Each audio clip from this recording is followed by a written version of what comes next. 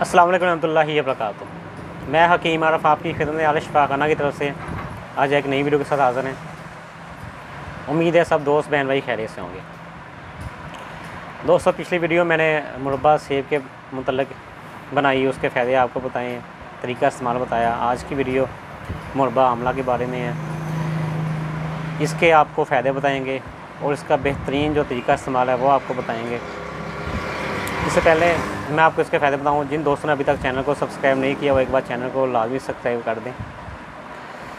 तो दोस्तों, मुरब्बा आमले के बेशुमार फ़ायदे हैं। ज़ोफ़े क़ल्ब, इख्तिलाजे क़ल्ब। ज़ोफ़े क़ल्ब में क्या होता है, दिल कमज़ोर होता है।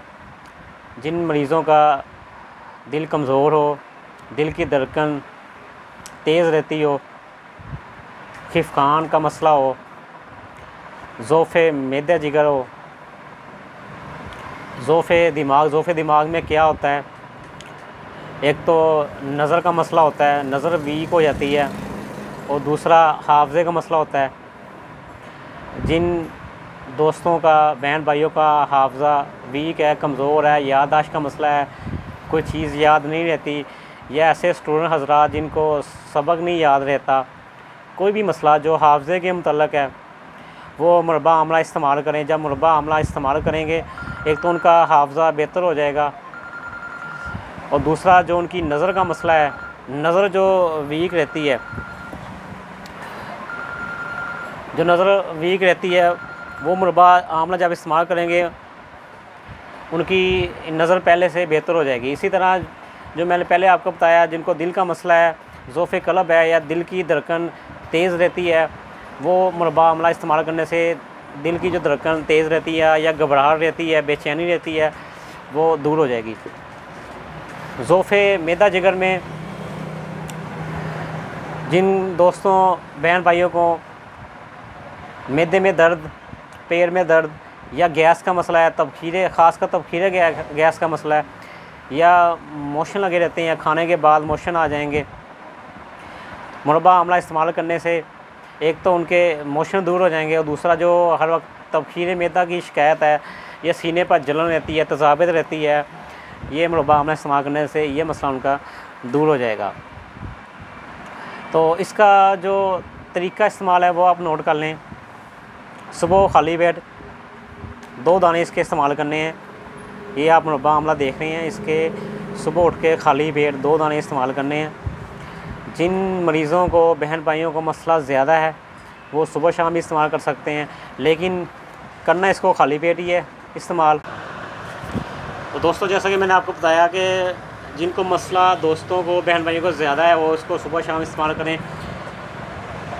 तो ये आपको मैं दिखाता हूँ ये अंदर से कैसे होता है। इसके अंदर से ना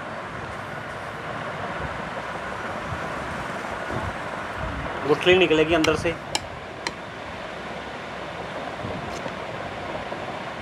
ये देखें। ये जब आप काटेंगे अंदर से ये गिटक निकलेगी, ये फेंक देनी है आपने, ये इस्तेमाल करना है। तो मुरब्बा आमले में दोस्तों विटामिन सी की बहुत ज़्यादा मकदार पाई जाती है। तमाम सब्ज़ियों और फलों के मुकाबले में सबसे ज़्यादा विटामिन सी की मकदार मुरब्बा आमले में पाई जाती है। इसके अलावा इसमें फुलाद की भी कुछ मकदार पाई जाती है। तो जैसा कि इसके अंदर फुलाद है, तो जिन दोस्तों की सेहत नहीं बनती, खून की कमी का शिकार है, वो भी इसका इस्तेमाल करें। एक तो उनकी खून की कमी दूर होगी, कैल्शियम की कमी दूर होगी, और दूसरा मैदे का मसला ठीक होगा, दिल का मसला ठीक हो जाएगा, दिमागी जो मसला है वो बेहतर हो जाएगा। तो जैसे मैंने आपको शुरू में बताया, इसके बहुत ज़्यादा फ़ायदे हैं। ये मुख्तलिफ़ बीमारियों में इस्तेमाल होता है। मेरे पास जो भी मरीज़ हज़रात आते हैं, कोई मैदे का मरीज़ है, दिल का मरीज़ है, दिमागी मरीज़ है, असाबी मरीज़ है, तो अक्सर को मुरब्बा आमला नुस्खे में लाजमी बताते हैं कि इसको इस्तेमाल करें। तो दोस्तों, इसको जितना आप ज़्यादा इस्तेमाल कर सकते हैं इस्तेमाल करें। बहुत फ़ायदे हैं इसके। मेरी बनाई वीडियो कोई भी आपको अच्छी लगा करें, उसको सदका जारिया समझ के आगे ज़्यादा से ज़्यादा शेयर किया करें, ताकि मेरी बनाई हुई वीडियो कोई भी देखे,